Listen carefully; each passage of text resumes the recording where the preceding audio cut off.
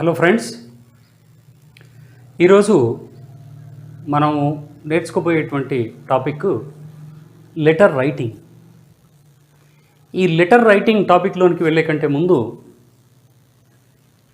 నా ఈ ఛానల్ని ఇంకా సబ్స్క్రైబ్ చేసుకున్నటువంటి వాళ్ళందరూ కూడా వెంటనే సబ్స్క్రైబ్ చేసుకోవాలని కోరుతున్నాను. అదేవిధంగా నా వీడియోస్ నచ్చితే లైక్ చేయండి, షేర్ చేయండి. అట్లాగే బెల్ బటన్ని ప్రెస్ చేస్తే ఫర్దర్గా చేసేటువంటి అన్ని వీడియోస్ నోటిఫికేషన్స్ మీకు వస్తూ ఉంటాయి. ఓకే, లెటర్ రైటింగ్ అనేటువంటిది యాక్చువల్గా ఎంతో ప్రామినెంట్గా ఉంది. లెటర్ రైటింగ్ ఈ రోజులలో కొంత ప్రామినెన్స్ తగ్గిపోయి ఉంది. కారణం ఏంటి అని అంటే, మనకు సెల్ ఫోన్స్ వచ్చాయి, టెలిఫోన్లలో మనం డైరెక్ట్గా మాట్లాడుతున్నాం. అట్లాగే చాటింగ్ వచ్చింది, లైవ్ చాటింగ్ వచ్చింది, వీడియో చాటింగ్ వచ్చింది. ఇలాంటి ఫాస్టర్ వేస్ కమ్యూనికేషన్లో చాలా వచ్చాయి. కాబట్టి మనము డే టు డే లైఫ్లో రాసుకునేటువంటి లెటర్స్ యొక్క ప్రాధాన్యత తగ్గిపోయింది. కానీ అఫీషియల్గా రాసేటువంటి లెటర్స్లో అవి మెయిల్ ద్వారా పంపించే ఉండవచ్చు, డైరెక్ట్గా రాసే ఉండవచ్చు. అఫీషియల్గా రాసేవి మాత్రము వాటి యొక్క ప్రామినెన్స్ ఎప్పటికీ ఉంది. మెయిల్లో రాసినా కానీ లెటర్ అనేటువంటిది ఆ యొక్క ఫార్మాట్లో ఉండాల్సిందే. మామూలుగా రాసినా కానీ లెటర్ అనేటువంటిది లెటర్ పద్ధతిలో ఉండాల్సిందే. కాబట్టి ఈరోజు మనం ఈ టాపిక్లో లెటర్ రైటింగ్ ఎలా ఉంటుంది, అసలు లెటర్ రైటింగ్లో ఏమున్నాయి అనే విషయాల్ని మనం తెలుసుకుంటాం. లెటర్స్లో రెండు రకాలు ఉన్నాయి. There are 2 types in letters. First one is informal letters and second one is formal letters. Informal letters అని అంటే ఒక క్లోజ్గా ఉండేటువంటి వాళ్ళకి ఫార్మాలిటీస్ లేనటువంటి విధంగా ఉండేటువంటి లెటర్ అని అన్నట్టు. Formality is just like A rule, just like some restriction అని అన్నట్టు. సో ఇన్ఫార్మల్ అని అంటే దానికి వ్యతిరేకం, ఎలాంటి రూల్ లేకుండా ఫ్రీగా ఉండేటువంటిది అని అన్నట్టు. సో ఇన్ఫార్మల్ లెటర్స్లో ఫ్రెండ్స్కి కానీ రిలేటివ్స్కి కానీ రాసేటువంటి ఉత్తరాలని ఇన్ఫార్మల్ లెటర్స్ అని అంటారు. ఈ ఇన్ఫార్మల్ లెటర్స్లో ఏముంటాయి అని అంటే just easy way of writing ఉంటుంది. ఇంకా చెప్పాలి అంటే కన్వర్జేషనల్ స్టైల్లో దీని యొక్క రైటింగ్ మెథడ్ ఉంటుంది. ఎందుకు అనంటే మనం రాసేటువంటిది ఫ్రెండ్స్కి కానీ రిలేటివ్స్ కానీ. So friends and relatives will have acquaintance to the writer of the letter. ఉత్తరం రాసేటువంటి వ్యక్తికి, ఉత్తరము తీసుకునేటువంటి వ్యక్తికి మధ్యలో కొంచెం క్లోజ్ ఫ్రెండ్షిప్, క్లోజ్ అక్వెంటెన్స్ అనేటువంటిది ఉంటుంది. కాబట్టే వాళ్ళు ఫ్రెండ్స్ అవుతారు, తర్వాత రిలేటివ్స్ అవుతారు. వీళ్ళ మధ్యలో ఉండేటువంటి అక్వెంటెన్స్ని బట్టి మనము మాట్లాడుకుంటున్నటువంటి కన్వర్జేషనల్ స్టైల్లో ఉత్తరాలు రాస్తాం. అట్లా వాళ్ళకి అడ్రస్ చేసి రాసేటువంటి ఉత్తరాలని మనము ఇన్ఫార్మల్ లెటర్స్ అని అంటాం.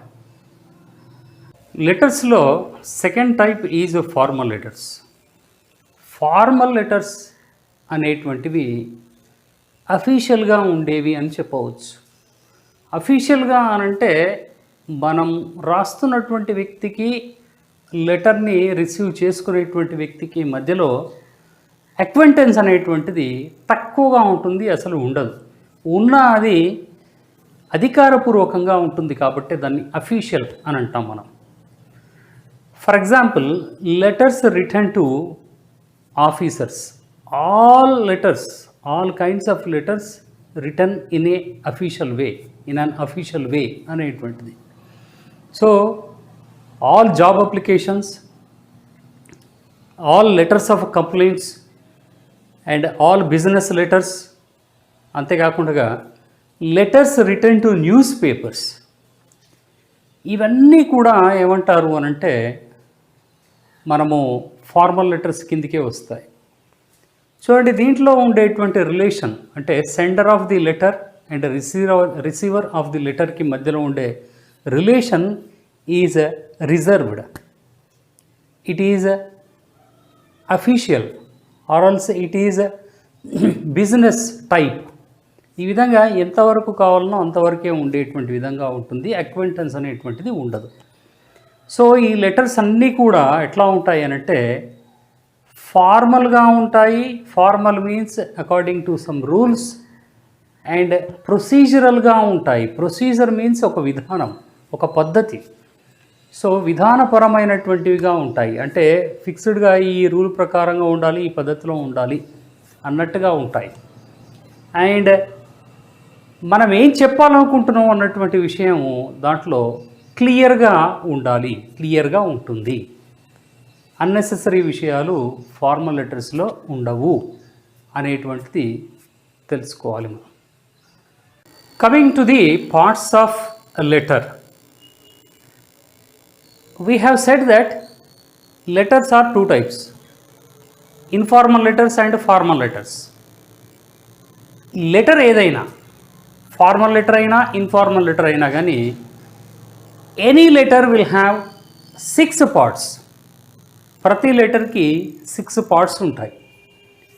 అదే ఒకటి first one sender's address.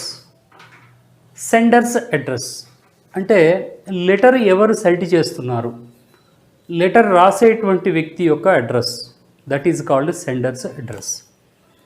Second one date. Date means on which date we are writing the letter. ఆ యొక్క రోజు, ఏ రోజు రాస్తున్నామో ఆ రోజు యొక్క తేదీ తెలపడానికి డేట్ అనేటువంటిది ఉంటుంది.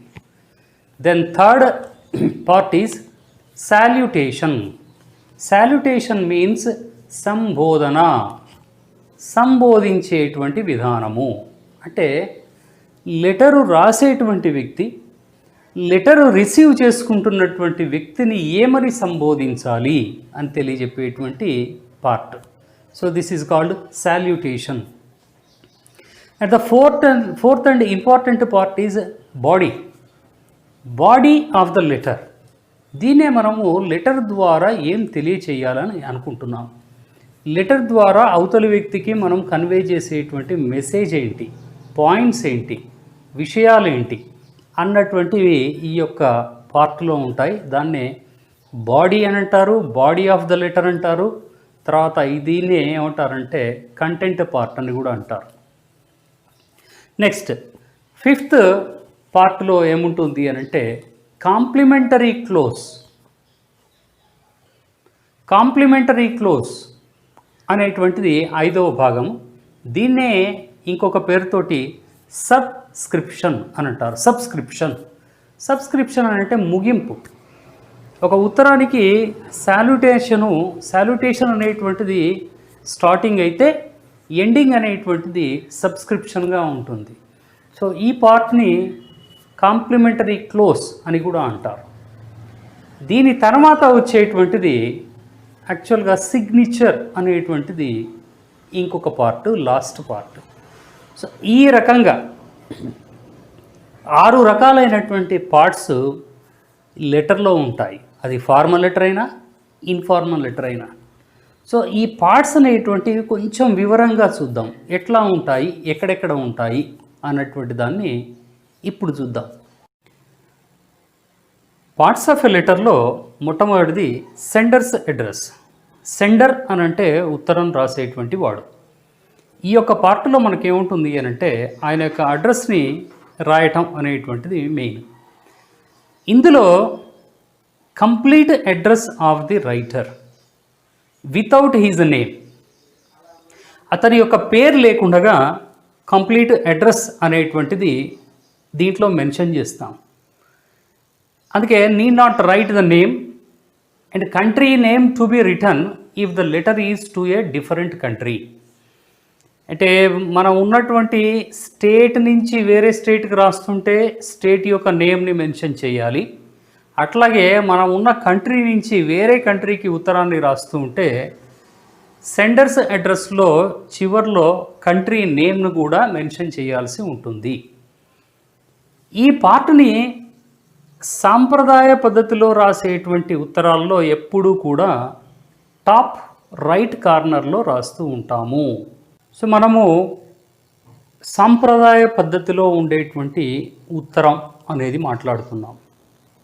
అంటే ఇప్పుడు లేటెస్ట్గా వచ్చినటువంటి ఒక బ్లాక్ ఫార్మాట్ అనేటువంటిది ఒకటి ఉంది. దాని చివర్లో ఎట్లా ఉంటుందో, ఈ యొక్క లెసన్ చివర్లో బ్లాక్ ఫార్మాట్ కూడా ఎట్లా ఉంటుందో తెలుసుకుందాం. సో మొట్టమొదట ఇప్పుడు లెటర్ అనేటువంటి దాన్ని ఒకసారి ఇమాజిన్ చేసుకుంటే, let us imagine this is the letter. So ఈ లెటర్లో మనము 4 సమానమైనటువంటి భాగాలు చేస్తే దిస్ వన్ ఈజ్, ఇది టాప్ సైడ్, ఇటువైపు ఉండేటువంటి మొత్తం కూడా, ఇది మొత్తం కూడా టాప్, ఇక్కడి నుంచి మొదలు పెట్టుకొని ఇంతవరకు ఇది మొత్తం టాప్. ఇదేమో బాటమ్, ఇది మొత్తం కూడా బాటమ్ పార్ట్. ఇకపోతే దీన్ని మళ్ళీ ఇటువైపు 2 భాగాలు చేసాం. ఈ 2 భాగాల్లో ఇటువైపు ఉండేటువంటి ఈ భాగాన్ని మనము ఇట్లా నిలబడితే ఎదురుగా ఉంటే రైట్ సైడ్ అవుతుంది కాబట్టి this is right, this is left. So this part is left and this part is right, and again this part is top, remaining this part is bottom. So letter డివిజన్ని మనం ఈ విధంగా గుర్తుపెట్టుకుంటే మనం చెప్పుకున్నటువంటి letter పార్ట్స్ని ఎక్కడెక్కడ ప్లేస్ చేస్తున్నాం అనేది ఈజీగా తెలుస్తుంది. So when you say this is the letter, first part అనేటువంటిది మనం ప్లేస్మెంట్ ఎక్కడ చేయాలి అని అంటే టాప్ రైట్ కార్నర్లో అని అన్నాం. సెండర్స్ అడ్రస్ అనేటువంటిది టాప్ రైట్ కార్నర్ అంటే చూడండి, ఇది రైట్ సైడ్. ఈ రైట్ సైడ్కి ఇది top. So this is top right. ఈ కార్నర్లో, ఈ టాప్ రైట్ కార్నర్లో మనము సెండర్స్ అడ్రస్ అనేటువంటిది రాస్తాం. Senders address. సో దాని యొక్క ప్లేస్మెంట్ అక్కడ ఉంటుంది. అక్కడ మనము అడ్రస్, కంప్లీట్ అడ్రస్ రాస్తాము, కానీ సెండర్ యొక్క నేమ్ రాయం. అక్కడ అవసరమైతే కంట్రీ నేమ్ రాయాలి, స్టేట్ నేమ్ రాయాలి. సో ఇది ఆ పార్ట్లో ఉండేటువంటిది. కంప్లీట్ అడ్రస్ అని అంటే హౌస్ నంబరు, స్ట్రీట్ కానీ, కాలనీ కానీ, తర్వాత ఏరియా కానీ, ఇవన్నీ కూడా కంప్లీట్గా అక్కడ ఉండాలి. So that is called sender's address. ఇది పంక్చువేషన్ ఫాలో కావచ్చు, కాకపోవచ్చు. ఇది ఓపెన్ పంక్చువేషన్లో ఉండవచ్చు, క్లోజ్డ్ పంక్చువేషన్లో ఉండవచ్చు. ఓపెన్ పంక్చువేషన్ అంటే చిట్ట చివరి లైన్, అడ్రస్ ఎండింగ్ లైన్ దగ్గర ఫుల్ స్టాప్ పెట్టడం, దాన్ని ఓపెన్ పంక్చువేషన్ అని అంటారు. క్లోజ్డ్ పంక్చువేషన్ అంటే ప్రతి ఒక్క లైన్కి పంక్చువేషన్ మార్క్ పెట్టడం, ప్రతి ఒక్క లైన్ చివరిలో కామా అనేటువంటి దాన్ని, అడ్రస్ ఎక్కడైతే అయిపోతుందో, క్లోజ్ అయిపోతుందో అక్కడ ఫుల్ స్టాప్ అనేటువంటి దాన్ని క్లోజ్డ్ పంక్చువేషన్ అని అంటారు. సెకండ్ పార్ట్, మనకు పార్ట్స్ ఆఫ్ లెటర్లో సెకండ్ పార్టు డేట్. డేట్ అనేటువంటిది ఆ రోజు యొక్క డేటు. జనరల్గా డేట్ని ఏ పద్ధతిలో అనంటే డేటు తర్వాత మంత్. ఈ మంత్ అనేటువంటిది ఇది మనము రాయటం మేలు. అంటే ఫుల్ మంత్ జనరల్గా ఏం చేస్తానంటే న్యూమరికల్గా కాకుండా అంటే నంబర్ వేయడం కాకుండా, సపోజ్ ఆగస్ట్ ఉంది, ఆగస్ట్ అంటే మనం 08 అని అంటాం, అట్లా నంబర్ వేయడం కాకుండా ఆగస్ట్ అని రాయటం అనేది బెటర్ మెథడ్ అన్నట్టు. తర్వాత ఇయర్ ఈ ఫార్మాట్లో రాస్తాం. అంటే ఫర్ ఎగ్జాంపుల్ 15th ఆగస్టు 2020 ఇక్కడ మంత్ని మెన్షన్ చేయడం అనేటువంటిది ప్రాపర్ వే అని అన్నట్టు, యాక్సెప్టబుల్ వే, మోస్ట్లీ యూజ్డ్ వే. అని చాలామంది ఇట్లా రాస్తుంటారు 15/8/2020. సో దీనికంటే కూడా this is the best method of expression. అంటే డేట్ని మనం చెప్పడంలో ఇది బాగా ఉంటుంది. సో ఈ డేట్ అనేటువంటిది దీని తర్వాత ఫుల్ స్టాప్ వస్తుంది, డేట్ తర్వాత ఫుల్ స్టాప్. ఇది ఒక లైన్ గ్యాప్ తోటి సెండర్స్ అడ్రస్ కింద రాస్తాము అని అన్నట్టు, సెండర్స్ అడ్రస్ కింద వస్తుంది. కాబట్టి డేట్ గురించి చెప్పేటప్పుడు విషయం ఏంటిది అంటే, it follows the senders address after a line space. అంటే ఒక లైన్ వదిలిపెట్టేసి సెండర్స్ అడ్రస్ కంప్లీట్ అయిన తర్వాత ఒక లైన్ గ్యాప్ వదిలిపెట్టేసి కింద దాని కిందనే డేట్ అనేటువంటి దాన్ని రాయాలి. ఈ డేట్ అనేటువంటిది మనము చెప్పినటువంటి పద్ధతిలో డేటు, మంత్ నేము, తర్వాత ఇయరు, ఈ విధంగా మెన్షన్ చేయడం అనేటువంటిది very good way of expression అని అన్నట్టు. సో పార్ట్స్ ఆఫ్ లెటర్లో థర్డ్ పార్ట్ సాల్యుటేషన్. సాల్యుటేషన్ అంటే సంబోధన అని అన్నాం, సంబోధించేటువంటి విధానము. అంటే మనము లెటర్ రాస్తున్నటువంటి వ్యక్తికి, లెటరు ఎవరైతే రిసీవ్ చేసుకుంటారో ఆ వ్యక్తికి మధ్యలో ఉండేటువంటి రిలేషన్షిప్ ఏముంది, ఈయన అతన్ని ఏ విధంగా సంబోధిస్తాడు, ఏమని పిలుస్తాడు అన్నటువంటి దాన్ని తెలియజేసేదే మనం సాల్యుటేషన్ పార్ట్లో రాస్తూ ఉంటాము. ఈ సాల్యుటేషన్ పార్ట్ ఎక్కడ వస్తుంది అని అంటే, the first part senders address top right కార్నర్లో ఉంది. దాని కిందనే ఒక లైన్ గ్యాప్ తోటి సెకండ్ పార్ట్ డేట్ వస్తుంది. దాని తర్వాత ఒక లైన్ గ్యాప్ తీసుకొని మళ్ళీ ఒక లైన్ స్పేస్ను వదిలిపెట్టేసి లెఫ్ట్ సైడు కొంత మార్జిన్ తోటి, కొంత మార్జిన్ లెఫ్ట్ సైడ్ పేజీ దగ్గర నుంచి కొంత మార్జిన్ వదిలిపెట్టేసి ఒక మార్జిన్ దగ్గర నుంచి మనం ఏం చేస్తామనంటే సాల్యుటేషన్ పార్ట్ని రాస్తాము. సాల్యుటేషన్ అయిన తర్వాత, సాల్యుటేషన్ ఒక సింగిల్ లైన్లో ఉంటుంది, లైన్ కూడా ఉండదు, జస్ట్ ఒక ఫ్రేజ్, ఒక మాట, ఒక పదము లేదంటే రెండు పదాల్లో ఉంటుంది. కాబట్టి ఆ యొక్క ఫ్రేజ్ తర్వాత, సాల్యుటేషన్ పార్ట్ తర్వాత కంపల్సరీగా కామా అనేటువంటిది ఉంచాలి. పంక్చుయేషన్ మార్క్ కామా అనేది కంపల్సరీగా ఉంటుంది. సో ఈ విధంగా సాల్యుటేషన్ అనేటువంటిది ఎక్కడ ప్లేస్ చేయాలి అని తెలిస్తే సాల్యుటేషన్లో ఏముండాలి. ఇన్ఫార్మల్ లెటర్స్కి డిఫరెంట్గా సాల్యుటేషన్ ఉంటుంది, ఫార్మల్ లెటర్స్కి డిఫరెంట్గా సాల్యుటేషన్ ఉంటుంది. ఇన్ఫార్మల్ లెటర్స్లో అయితే మనం రాసేటువంటి వ్యక్తిని బట్టి జనరల్గా డియర్ కానీ మై డియర్ తోటి ఆ రిలేషన్ చెప్పేటువంటి వర్డ్ని ఉంచుతాం. ఫర్ ఎగ్జాంపుల్ మనము కొడుకు రాస్తున్నాం, so dear son, my dear son అనవచ్చు. కూతురుకు రాస్తున్నాం డియర్ డాటర్ లేదంటే మై డియర్ డాటర్, ఆ విధంగా. లేదంటే సిస్టర్కి రాస్తున్నాం మై డియర్ సిస్టర్, బ్రదర్కి అయితే మై డియర్ బ్రదర్, లేదంటే కజిన్ అయితే మై డియర్ కజిన్, ఆ విధంగా. సో రాసేటువంటి వ్యక్తిని బట్టి మనం సాల్యుటేషన్ రాస్తూ ఉంటాం. అట్లాగే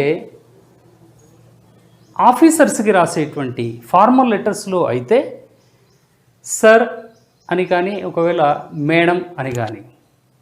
సో ఒక లేడీని, ఒక ఉమెన్ని మనం అడ్రస్ చేస్తున్నామనంటే మనం మేడం అనేటువంటిది అంటాము. జనరల్గా ఫర్మ్స్కి కానీ, లేదు అనంటే కొన్ని సంస్థలకు కానీ, ఆర్గనైజేషన్స్ కానీ రాసినప్పుడు డియర్ సర్స్ అని రాస్తూ ఉంటాం, లేదంటే డియర్ జెంటిల్మెన్ అని కూడా రాస్తూ ఉంటాం. సో ఈ రకమైనటువంటి మా సాల్యుటేషన్ ఎక్స్ప్రెషన్స్ని మనం ఉపయోగిస్తాం అని అన్నట్టు. Fourth part body, means body of the letter. ఇదే చాలా చాలా ఇంపార్టెంట్ పార్టు. అంటే అన్నిటితో పాటుగా ఇది ఇంపార్టెంట్. ఎందుకు అనంటే దీంట్లో మనము విషయం ఏంటిది, లెటర్ ద్వారా మనము ఏం చెప్పాలనుకున్నాము అన్నటువంటి దాన్ని ఇక్కడే తెలియజేస్తూ ఉంటాం. కాబట్టి బాడీ ఆఫ్ ద లెటర్ అనేటువంటి దాన్ని ఇంపార్టెంట్గా పరిగణించాలి. So to see what body of the letter is, First of all, this begins a little below the salutation part. Little below అనంటే ఒక లైను స్పేస్ వదిలిపెట్టేసి కింద మొదలు పెట్టాల్సి ఉంటుంది. బాడీ ఆఫ్ ద లెటర్ అనేటువంటిది it can be in 2 to 3 passages, paragraph. అంటే ఒక మినిమం 2 పారాగ్రాఫ్స్ ఉండాలి, మ్యాక్సిమం 3 పారాగ్రాఫ్స్లో బాడీ ఆఫ్ ద లెటర్ని మనము రాయటానికి ట్రై చేయాలి. అందులో ఫస్ట్ పారా ఫర్ ఇంట్రడక్షన్, అంటే మామూలుగా పరిచయం చేసుకోవడం కానీ మనం ఎవరు తెలియచేయడం కానీ, ఇది 1 to 2 సెంటెన్సెస్లో రాయాలి. And the second paragraph is about the information that we want to convey through the letter. అందులో డీటెయిల్స్ అనేటువంటివి ఉంటాయి. ఈ డీటెయిల్స్ అనేటువంటి ఏ విషయం గురించి మనం మాట్లాడుతున్నామో ఆ విషయాల్ని మనం కన్వీనియంట్గా క్లియర్గా ఎక్స్ప్లెయిన్ చేయడం అనేటువంటిది ఈ సెకండ్ పారాగ్రాఫ్లో ఉంటుంది. ఇందులో 5 to 8 సెంటెన్సెస్, మినిమం 5 మ్యాక్సిమం 8 సెంటెన్సెస్ని ఇవి రెండో పారాగ్రాఫ్లో రాయాల్సి ఉంటుంది. And third paragraph is the conclusion.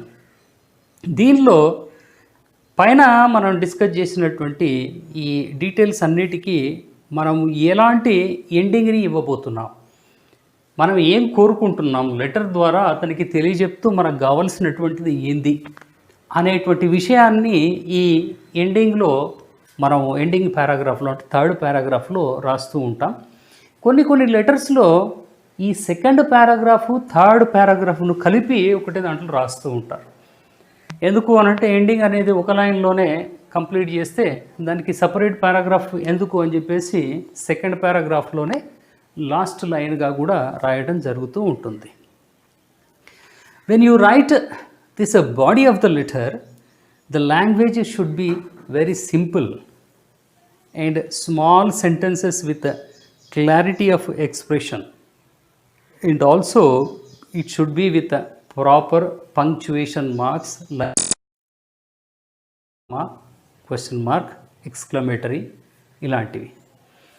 So ఈ బాడీ ఆఫ్ ద లెటర్లో మనము వీటన్నిటిని కూడా రాయాలి. ఎందుకంటే letter is to convey something to the other person. అందుకు మనం కన్వే చేసేటువంటిది చాలా రీచబుల్గా, అండర్స్టాండబుల్గా ఉండాలి. కాబట్టి సింపుల్ లాంగ్వేజ్ని, సింపుల్ వొకాబులరీని అర్థమయ్యేటువంటి విధంగా రాయాలి. అంతేకాకుండా సెంటెన్సెస్ కూడా చాలా సింపుల్గా ఉండాలి, క్లియర్గా ఉండాలి అనేటువంటిది. And more over punctuation marks కరెక్ట్గా యూజ్ చేయడం అనేటువంటిది కూడా ఇంపార్టెంటు. సో ఈ విధంగా బాడీ ఆఫ్ ద లెటర్ని మనము తయారు చేయవలసి ఉంటుంది.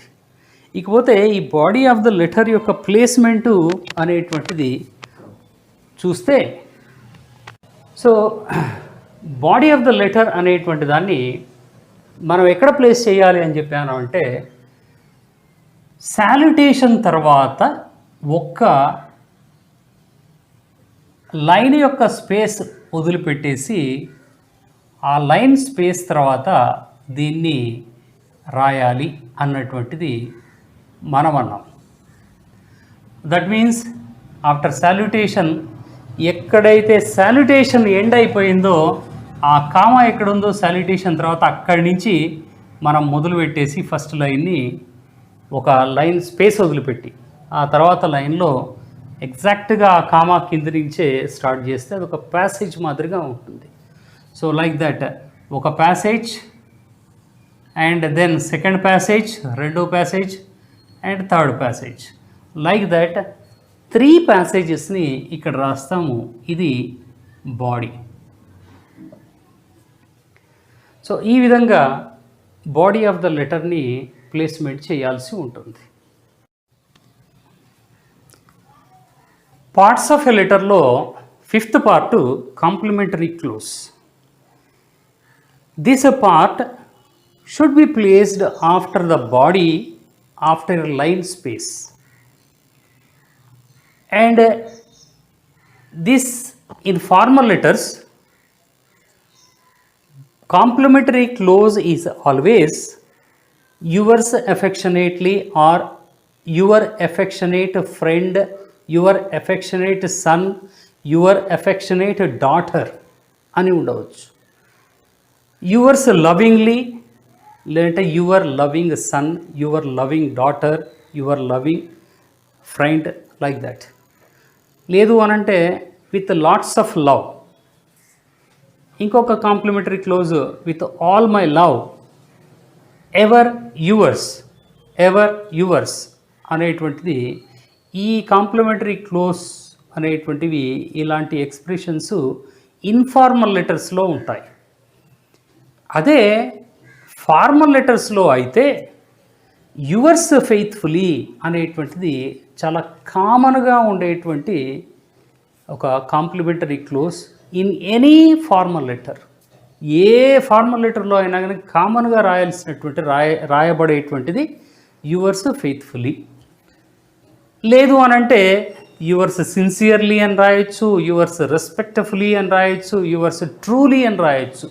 యువర్స్ ట్రూలీ అనేటువంటిది ఎక్కువగా న్యూస్ పేపర్స్కి రాసేటువంటి ఉత్తరాల్లో రాస్తూ ఉంటాము. అట్లాగే దీన్ని కొద్దిగా యువర్స్ రెస్పెక్ట్ఫుల్లీ అనేటువంటి దాన్ని తిప్పి ఈ విధంగా కూడా రాయవచ్చు, రెస్పెక్ట్ఫుల్లీ యువర్స్ అని కూడా రాయవచ్చు. లేదంటే ఇంకొకటి సిన్సియర్లీ యువర్స్ అనేటువంటిది, ఇంకోటి యువర్ ఎవర్ సిన్సియర్లీ అనేటువంటిది కూడా రాయవచ్చు. సో ఈ విధంగా ఫిక్స్డ్గా కాంప్లిమెంటరీ క్లోజెస్ అనేటువంటివి ఫార్మల్ లెటర్స్కి సపరేట్గా ఉంటాయి, ఇన్ఫార్మల్ లెటర్స్కి సపరేట్గా ఉంటాయి. ఇందులో మనము కొన్ని ముఖ్యమైనటువంటి పాయింట్స్ని గుర్తుపెట్టుకోవాలి. కాంప్లిమెంటరీ క్లోజ్లో అతి ముఖ్యంగా మనం గుర్తుంచుకోవాల్సింది యువర్స్ లవింగ్లీ అన్నా రాయాలి. లేదు అనంటే యువర్స్ లవింగ్ సన్, డాటర్. ఇక్కడ ఏ రిలేషను మనం అయితే రాయాలనుకుంటున్నామో అది ఫ్రెండ్, యువర్స్ లవింగ్ ఫ్రెండ్. తేడా ఏంటిది ఇక్కడ అబ్జర్వ్ చేయాల్సిందంటే, రాస్తే యువర్స్ లవింగ్లీ అన్నా రాయాలి, లేదంటే యువర్స్ లవింగ్ రిలేషన్ చెప్పేటువంటి వర్డ్ అన్న రాయాలి. కానీ రెండింటిని కలిపి చాలామంది ఇట్లా రాస్తూ ఉంటారు, yours lovingly son, daughter, cousin or something else ఇట్లా రాస్తుంటారు. This is absolutely wrong. అంటే దీన్ని కలుపుతూ ఉన్నారు. సో ఇది తప్పు. This is the first point you have to remember about complementary close. And the second one is that yours అనేటువంటి దీంట్లో ఎప్పుడు అపాస్ట్రోఫీ ఉండదు. అపాస్ట్రోఫ్ అంటే ఈ కామ, అంటే యువర్స్ ఇట్ రాసి ఇక్కడ చాలామంది ఇక్కడ ఏం చేస్తారంటే కామ ఇట్లా అపాస్ట్రోఫ్ పెట్టి పైన ఎస్ రాస్తూ ఉంటారు. దిస్ ఈజ్ రాంగ్, ఇది తప్పు. ఎందుకంటే అపాస్ట్రోఫీ ఎస్ అంటే యొక్క అని అర్థం, అది ఓన్లీ నౌన్స్కి మాత్రమే ఉపయోగిస్తాం. కానీ యువర్ అనేటువంటిది ఇది ప్రనౌన్. సో ప్రనౌన్ అనేటువంటిది డైరెక్ట్గా దానికి పొజెసివ్ ఫామ్ ఉంది, యొక్క అనేటువంటి ఫామ్ ఉంది. యువర్స్ అంటేనే మీ యొక్క అని అన్నట్టు. కాబట్టి దానికి మళ్ళీ అపాస్ట్రోఫీ ఎస్ రాయటం అనేటువంటిది అబ్సల్యూట్లీ రాంగ్. కాబట్టి ఈ రెండు పాయింట్స్ని కాంప్లిమెంటరీ క్లోజ్ రాసినప్పుడు మనం కేర్ఫుల్గా గుర్తుపెట్టుకోవాలి. కాంప్లిమెంటరీ క్లోజ్ అయిన తర్వాత కామాని రాయటం అనేటువంటిది కూడా ఇంపార్టెంట్. ఇకపోతే as we said, complementary close should be placed after the body with a space of 1 line అని అన్నాం. ఇది బాడీ ఆఫ్ ద లెటర్. దీంట్లో ఒక లైన్ స్పేస్ వదిలిపెట్టి లెఫ్ట్ సైడే రాయాలి. ఇది మళ్ళీ లెఫ్ట్ సైడ్ అంటే ఈజీగా గుర్తుపెట్టుకోవడానికి ఫస్ట్ పార్ట్ ఎక్కడైతే ఉందో, ఏ కార్నర్లో అయితే ఉందో లెఫ్ట్ సైడ్, దానికి కిందుగా ఇక్కడ కాంప్లిమెంటరీ క్లోజ్ అని రాస్తాం. This is complementary close. దీని తర్వాత కంపల్సరీగా కామా ఉంటుంది. This is 5th part. So complementary close ఒకటే లైన్లో ఉండాలి. ఒకటే లైను, ఆ కామా దాని తర్వాత కనిపిస్తూ ఉండేటట్టుగా రాయాలి అనేటువంటిది దీనికి సంబంధించిన ఇంపార్టెంట్ విషయాలు.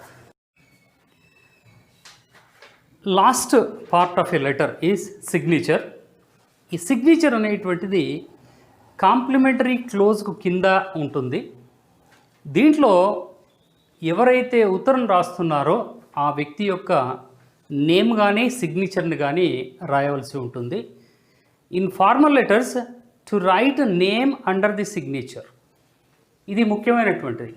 అఫీషియల్గా ఫార్మల్గా రాసేటువంటి ఉత్తరాల్లో సిగ్నేచర్ పెట్టిన తర్వాత కింద మళ్ళీ ఆ సిగ్నేచర్ ఎవరిది, ఆ వ్యక్తి యొక్క పేరు, ఆయన యొక్క డిజిగ్నేషన్ అంటే ఆయన యొక్క హోదా కూడా రాయవలసి ఉంటుంది.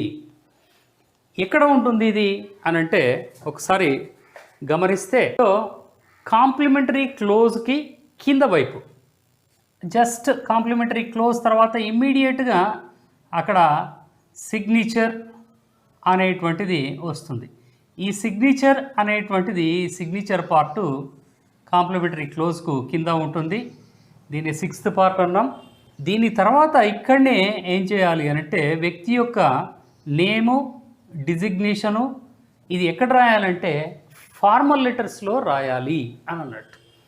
సో ఈ విధంగా మనం ఏం చేస్తామనంటే వీటి యొక్క పార్ట్స్ 6 పార్ట్స్ని ఈ విధంగా ప్లేస్ చేస్తూ ఉంటాము.